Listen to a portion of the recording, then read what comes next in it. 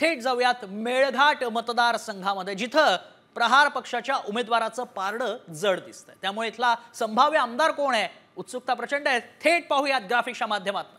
निश्चितच खरं तर 288 मतदारसंघांमध्ये आम्ही आढावा घेतलाय, सर्वे केलाय। त्यानुसार मेळघाट या मतदारसंघामध्ये प्रहारचे राजकुमार पटेल, भाजपचे केवळराम काळे यांच्यामध्ये चुरशीची लढत झाली। मात्र प्रहारचे राजकुमार पटेल हे विजयी होताना दिसताय। अनेक ठिकाणी आपण जर बघितलं तर मोठ्या संख्येने अपक्ष उमेदवारांचं जे पारडं आहे ते जड सध्या बघायला मिळतंय। मात्र भाजपला चांगलाच फटका या मतदारसंघामध्ये बसलाय। अगदी, आणि याची नेमकी कारणं काय आहेत ते देखील समजून घेऊयात आमचे प्रतिनिधी अमर गटारे यांच्याकडून।